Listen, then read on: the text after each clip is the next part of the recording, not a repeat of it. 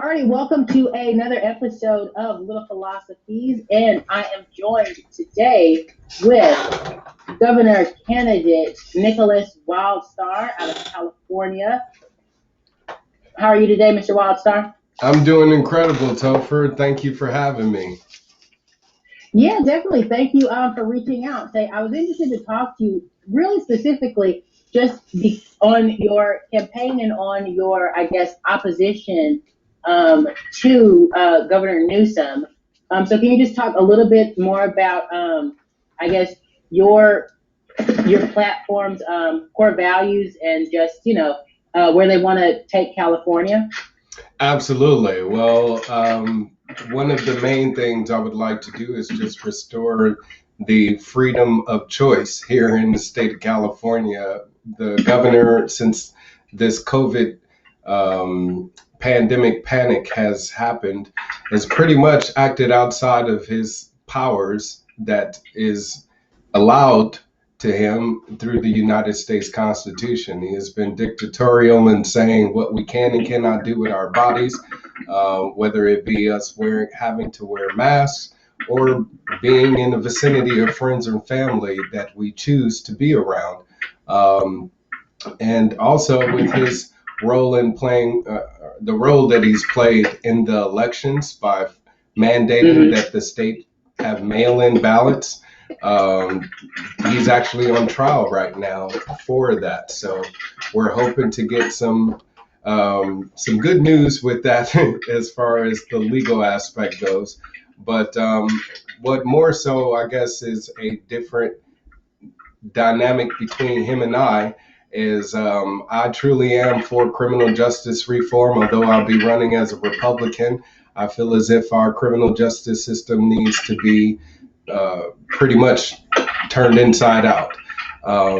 Gavin Newsom signed into law AB 392, which is the Stephon Clark law, which is supposedly to reduce the amount of excessive force that police officers are using against individuals. And he signed this into law last summer. And since then, there has been over 130 officer-involved shootings and incidents, and with next to no accountability on those officers' behalf. So it's just more empty policies that we're seeing from his administration and the Democratic majority legislative body that we have here in the state of California. So, of course, one of the main things that I would also like to do is provide some economic reprieve to the people of California. We're continuing to be taxed throughout this pandemic. Gas tax went up about 50 cents. Property taxes went up and are still being collected, even though those monies are supposed to go towards our school system, our educational system, which is almost one of the worst in the nation. But at the same time, we're not even able to send our kids to school. Meanwhile, Gavin Newsom has his children in private school, in class schooling, and preventing we the people from being able to take advantage of our public school service. So we're paying for services that we're not even utilizing. Okay. Yes.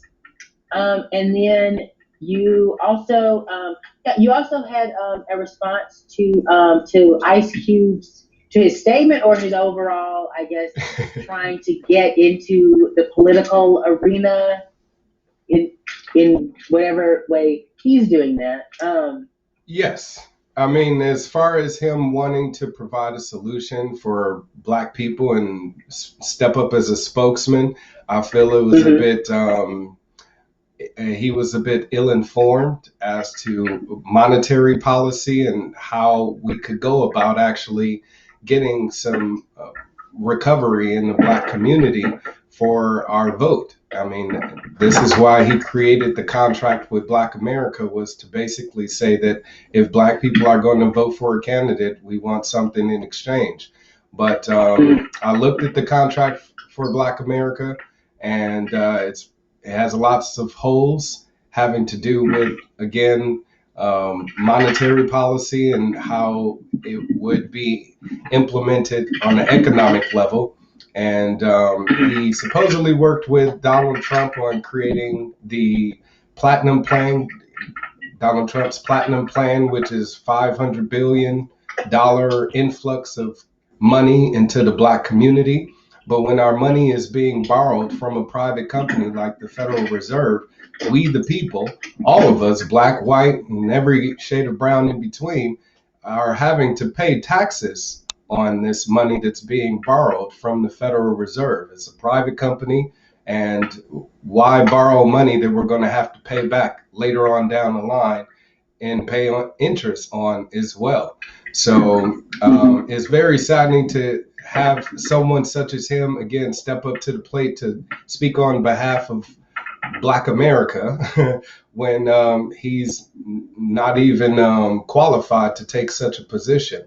It's also saddening that, for him to not be focusing on the state of California. He lives in California, and I don't see any reason why he should not be instrumental in playing a role in making sure that Gavin Newsom, the governor, is being held accountable as well. That's why I've actually partnered with Yes California, the Cal Exit movement, to push for true criminal justice reform by reintroducing AB 392 and pressuring our legislators to pass it in its totality with the original language that was included, which was a bill that was backed by Black Lives Matter up until the Democrats watered it down, and the family of Stephon Clark as well.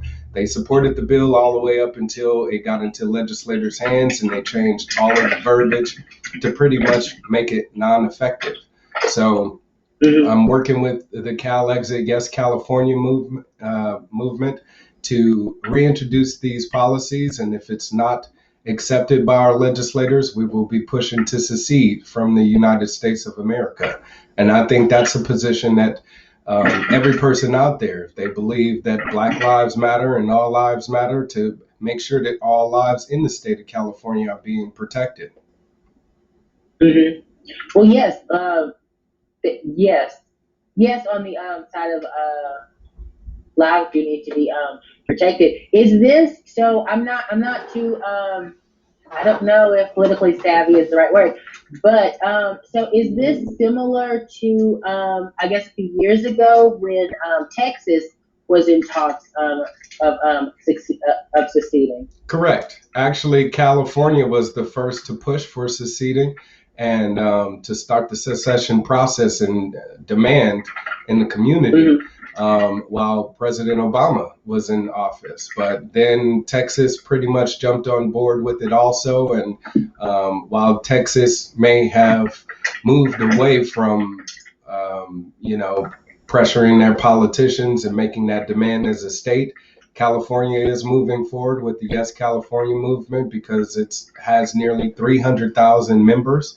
And I'm hoping as a candidate to have that audience grow even more so by speaking on this issue of police justice, criminal justice reform, and making sure that our police officers are being held accountable. Mm-hmm. So would you say you are more for a reform of the police system or for a defunding of it? All of the above. I mean, it all comes inclusive with the overall. I think there needs to be some redistributing of funds that are being allocated towards our police departments, and definitely defer funds away from these police unions, which have tens of millions, if not hundreds of millions of dollars to contribute to political candidates' campaigns to make sure that they're pushing the policies that they want. For instance, with AB 392, the police unions actually lobbied against the legislators to have the language in the bill changed, which is why, again, it's not as effective as it should be. So they have way too much influence, and with me as governor, I'll be making sure that I implement a new model of policing in the community. This will involve community groups. That way, the police officers are actually training people of the community on weapon safety and how to protect themselves. That way, the community could get more involved, and we have more community policing, and moving police officers away from the policing for profit pretty much model that exists right now, you being pulled over and ticketed for whatever, to one where they focus on hardened criminals, rapists, murderers, and thieves. I really feel like their role as peacekeeper can be reestablished with making sure that these policies are changed and they won't have to police us as much. And instead of sending out police officers to assist the homeless people that may have a mental health issue, send out a mental health response team, which is what I'll be creating as well. Mm-hmm. Say, if you'll educate me for one moment. I'm not as up on my cannabis laws as I should be, but so a big part of our show is cannabis and its use as medicine. Is California, is that a full legalization state, or is it just medical? Yes, we are a fully recreational state. However, that policy has been watered down as well. It takes tens of thousands of dollars to obtain licensure, and then they have a lottery group. So if you aren't part of that lottery group and are actually chosen to receive a license, you may be denied altogether. There's felons in the state that are, or people that have felonies, like Keith Taylor of King's Royal Biotech. He actually was a industrial hemp farmer, and actually had, I believe, hundreds of acres that he was creating a plant for out in Kentucky. And the police came along, state officials seized his property. So it was a civil asset forfeiture of his property, all under I guess a felony charge that had nothing to do with him growing hemp at all. So I'm working with Keith Taylor of King's Royal Biotech to hopefully get him back up and running here in the state of California. He was supposed to have a $30 million hemp plant that was built out in Kentucky. But now, since he had that felony charge and pretty much is starting from scratch, I'll be definitely making sure that someone such as him has the opportunity to rebuild that business again here in the state. I also would like to remove all of the policies that include more licensure, more fees for people to obtain, the permits in order to grow in the state of California, whether it be marijuana or it be hemp. The cannabis industry could definitely be a great contributor to our economy here in the state of California, and hopefully catapult us from being the 5th or 6th largest economy in the world to the 1st. All right, well, say happy to hear that. And then, so finally, I just want to ask, I want to delve deeper into your, I guess, reason for or your reason for your political alliance, and I guess why it's kind of like moved over the years. Because I did see you. Did you initially run, I guess, like a few years ago as independent, and then libertarian, and then now Republican? If you could just talk me through that journey, I would love to hear that. Absolutely. Well, I've been a human rights activist, a philanthropist over the past 10 years plus. And that's where my political aspirations began, is just seeing the failures of our leadership and reading the room and seeing how everybody was sick of career politicians, the same old people holding the same old positions in office. And of course, the growing demand to want to have actual representatives that were more in touch with the issues of the community, opposed to feeling like they're completely out of touch and unaware of the demands of we the people. So that's why I stepped up to run for governor in 2014 as an independent candidate. I did not qualify to get onto the ballot, so I was a write-in candidate and only got about 12 votes. But then I ran again in 2018 and was the endorsed and nominated Libertarian candidate for governor. and got nearly 12,000 votes. So I'm hoping to add more zeros to that this time around, running as a Republican. I'm a Ron Paul Republican, not a red hat Republican. So there is a big difference. And with me using the Republican platform to speak on libertarian issues, I'm hoping that I'll be able to attract a greater audience and not receive as much censorship as I as I did when I ran for governor in 2018 as a libertarian. The mainstream media outlets tend to ignore third-party candidates. So I'm hoping with me running as a libertarian Republican, they will have no choice but to acknowledge me as a candidate and again give me an opportunity to be heard by more people in the state of California. But well, yes, definitely. Go ahead. But I was going to say there are some policy differences, which is why I chose to run as a Republican versus a Democrat. I'm very pro Second Amendment. I plan on eliminating and nullifying all of the unconstitutional gun laws here in the state of California, like the Mulford Act, which wasn't implemented until the Black Panthers marched on the state capitol. California used to be an open carry state until then. So I would like to reverse these policies and will do once I'm elected governor. I'm also more so supportive of community programs and community support and charity to provide social programs like healthcare or education even, and don't feel like our tax dollars have been effective in creating a competitive system enough. So I want to make sure that the communities have all of the money that they need to create, these resources and have these services available to the people of the state of California.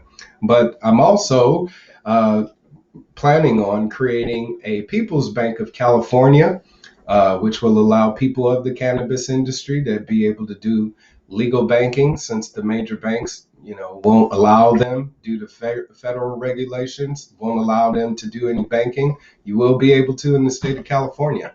And those people that are contributors towards that, of course, will be able to go in there and get a small business loan interest free. We'll also be able to do transactions in cryptocurrency and precious metals. That way people of California have more options when it comes to them spending and using the money of choice that they want. I also plan on creating a state issued backed currency or resource backed currency that's state issued here in the state to compete with the Federal Reserve note. I definitely think that would create some financial independence for the people of California. And with that being said, I also would like to create even more independence by having a California-owned utility company, and this will provide energy for free to the state, to all residents of the state, as well as water. I know a guy named Moses West, and look up the Moses West Foundation. He has technology that can literally create water from thin air. So I feel like with an investment into this technology, we won't ever have to worry about droughts in California. We'll have all the drinking water we could ever need. And again, we'll have free electricity that's based off of renewable energy resources like solar power, hydroelectricity, etc. So that makes me very distinctive from the Republicans who are against social programs like that, and the Democrats who are supportive of them but want to see more government control. So I'm more like the medium. Oh shoot! It is shutting down. This is gosh, and I don't have. I don't know if you can see. I can still see you. Down. Hello? I can still see you. If you can see me or hear me, I can see or hear you.